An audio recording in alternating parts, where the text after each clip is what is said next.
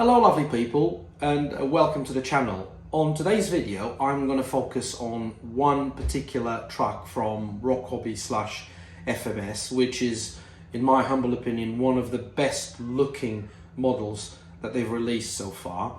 However, I think this is one of those examples where Rochobby / FMS went for looks first and performance second. It's not a great performer.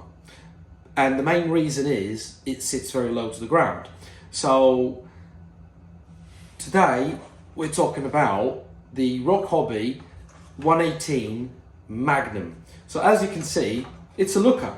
It looks, whatever you put it in your house, it will look great as a display model. But because on its stock wheels, these are not the stock wheels, but because on its stock wheels, it sits very low to the ground, even as a trail truck, it will struggle with any obstacles when you're out on trail.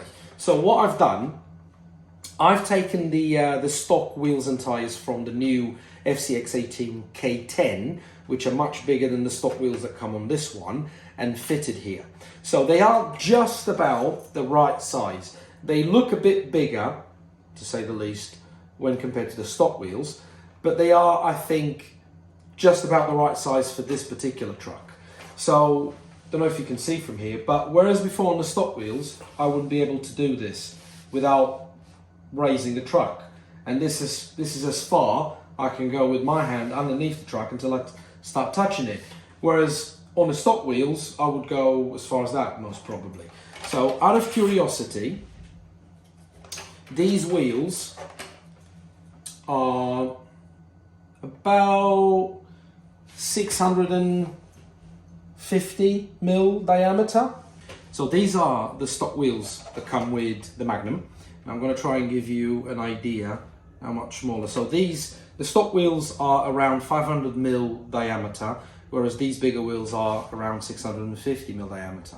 So you end up with 150 mil difference when it comes to ground clearance, more 150 mil. So that is how smaller these stock wheels are when compared to the wheels I've just fitted on the Magnum. I think this is, for me, probably the right size. And the plus with this is that it raises the truck considerably without you having to actually do any other mods to this particular truck. So let's take this out on my back garden crawler course and let's test it and see how it performs with these bigger wheels. So let's give it a try on the first obstacle. And let me say, this obstacle on its stock form would not be achievable by the Magnum.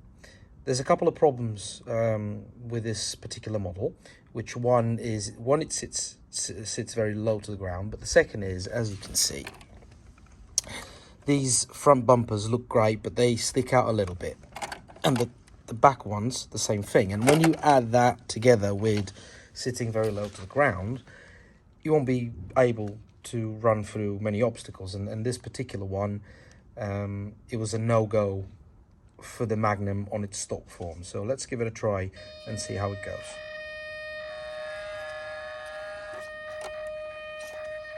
So that front bumper is still a bit of a problem, but there you go. Quite easily done. Let's move on to the next obstacle. Second obstacle, let's give it a try. Again, this was a no-go for the Magnum on its stock form. Let's see. You can see it still struggles a little bit, but it does make a huge difference now with these bigger tyres.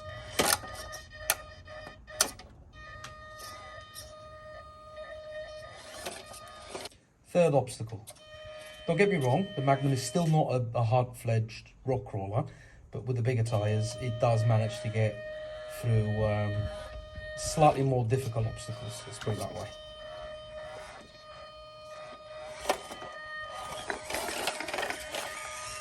Even the smallest of obstacles like this was a bit of a problem for the Magnum on its stock form. So, sorry, now with these bigger tyres, shouldn't be a problem.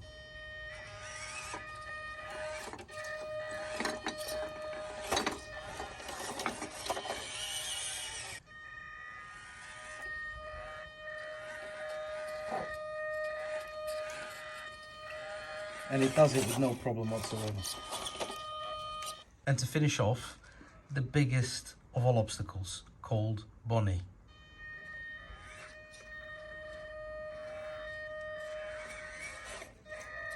Not a problem whatsoever. I'll see you all soon.